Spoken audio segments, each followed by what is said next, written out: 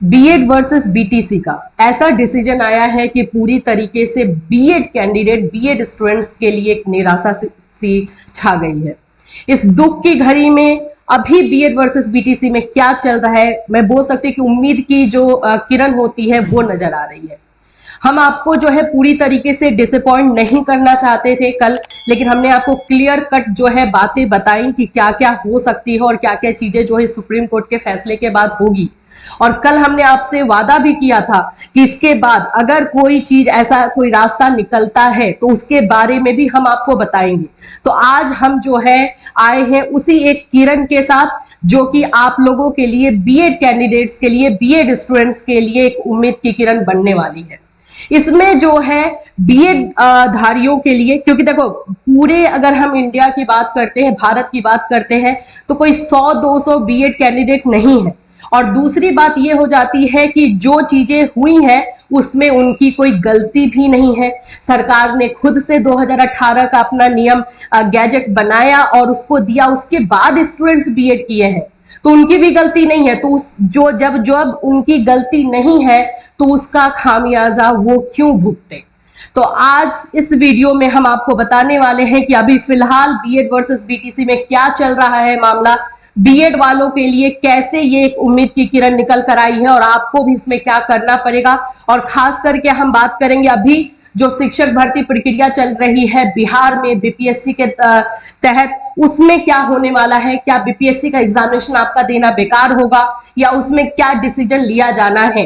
शिक्षा विभाग की तरफ से जो है बयान आया हुआ है इस सुप्रीम कोर्ट के फैसले के बाद, उसमें क्या बोला गया है, ये सभी चीजें जो है हम डिटेल से जानेंगे। और मैं एक बात बता दूं कि पॉजिटिव रहिए तो पॉजिटिव ही होगा, निगेटिव ज्यादा मत बनिए।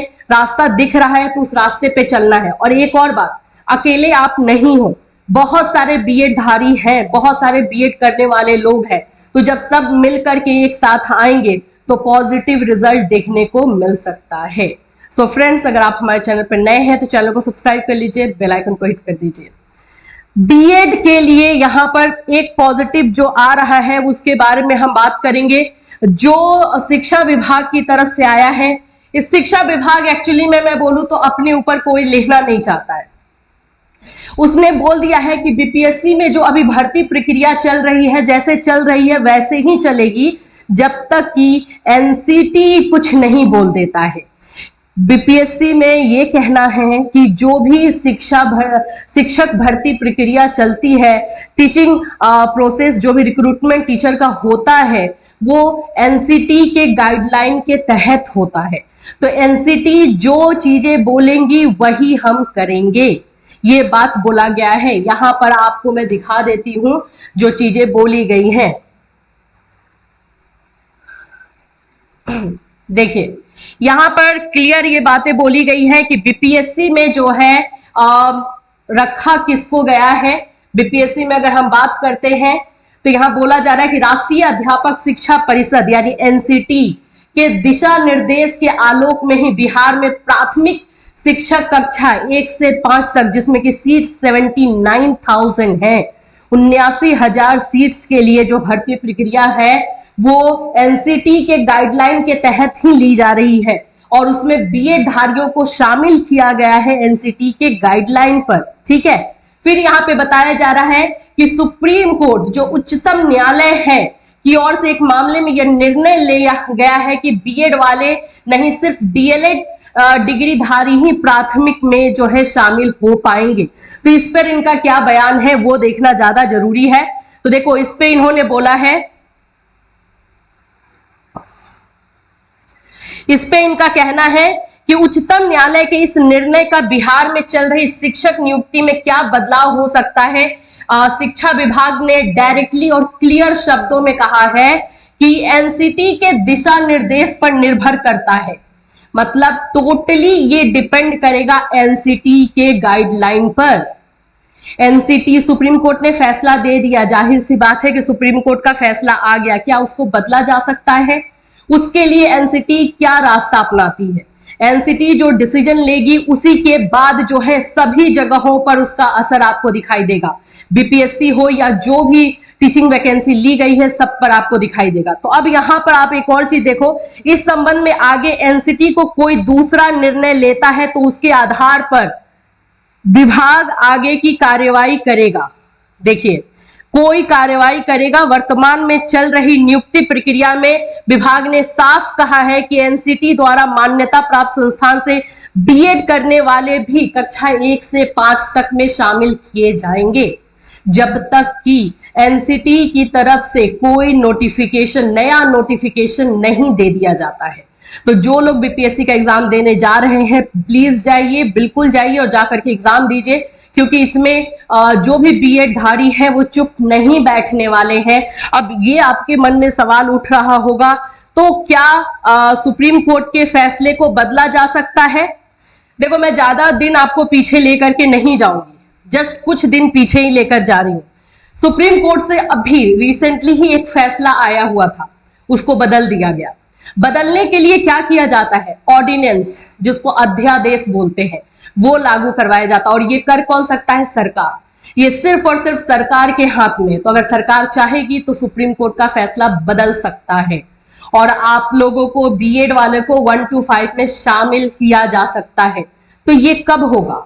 ये तब होगा जब आप लोग सब मिलकर के एक साथ आओगे और बोलोगे कि नहीं, हमें 1 to 5 में रहना है। देखो, 1 to 5 में रहने का मतलब ये नहीं हो गया है कि आपको जो है बाकी जगहों पे जगह नहीं दी जा रही है। टीजीटी, पीजीटी में आप हो, लेकिन सुनने वाली, समझने वाली बात यह है कि 2018 गैजेट के बाद जब एनसीटी ने ये गाइडलाइन निकाल दिया कि 1 to 5 में भी बीएड रहेगा, तो जो बच्चे बीएड पहले अगर मान लो कि 20%, 30% करते थे, वो 60% बीएड में आ गए। डीएलएड को कोई भाव नहीं दिया। उस समय ये सोचा कि चलो बीएड करके हमें आगे का रास्ता दिखाई देगा।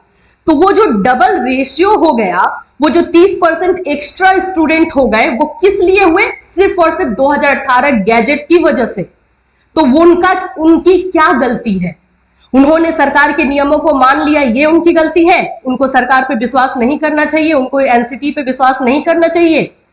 अब उन्होंने किया है वो तो 1 to 5 के लिए फर्स्ट प्रायोरिटी, जो फर्स्ट उनका गोल था वो 1 to 5 थी। लेकिन उनको लगा कि हम अगर बीएड करते हैं तो 1 to 5 भी मिल जाएगा, 6 to 8 भी मिलेगा, और सरकार ने नियम बना दिया है। उन लोगों के लिए, और जितने भी बीएड हैं, उन लोगों के लिए लड़ना जरूरी है, अपनी बातों को रखना जरूरी है। नहीं तो सरकार गलती पे गलती करते जाएगी और उसका खामियाजा सिर्फ और सिर्फ आप भुगतोगे। अभी पूरे देश की अगर हम बात करते हैं तो करोड़ों बीएड धारी हैं, और इस फैसले से पूरे जितने बीएड के कैंडिडेट हैं, सिर्फ वो नहीं, उनके फैमिली जो कितनी मेहनत से पैसा जोड़ जोड़ करके, किसी से मांग करके जो है बीएड करते हैं। बीएड करने में कोई 5,000 और 4,000 में तो हो नहीं जा रहा, हर किसी का तो रैंक उतना अच्छा आ नहीं जाता है। 1.5 लाख 2 लाख रुपए भी ऐसे लग जाते हैं। तो वो लोग किसी ना किसी से उधार लेकर के बीएड किए हैं, उनके साथ जब ऐसा हो जाता है तो फिर उनके लिए क्या ही बचा है।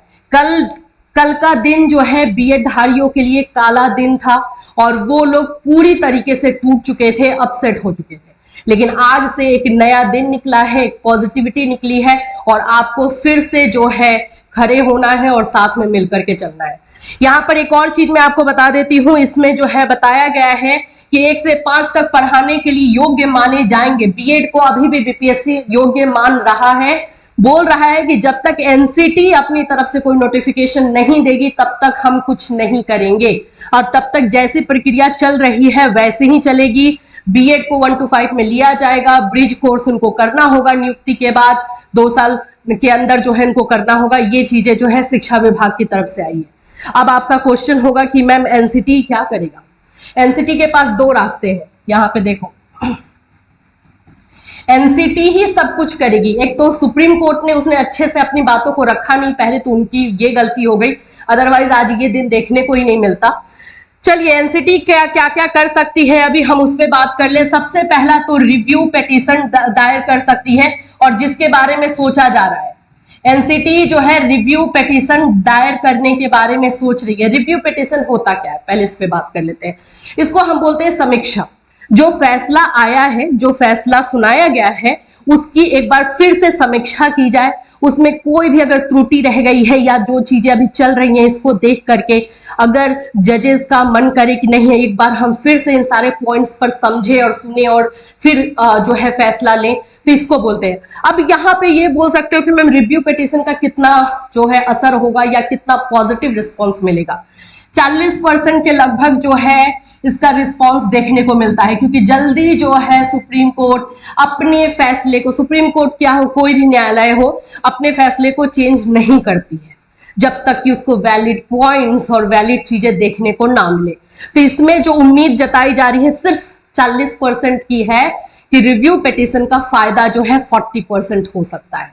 दूसरा क्या रास्ता है? दूसरा रास्ता ही कारगर है और इसमें ही चलना पड़ेगा। ऑर्डिनेंस, इसको बोला जाता है ऑर्डिनेंस, ठीक है, जिसको कि हिंदी में हम बोलते हैं अध्यादेश।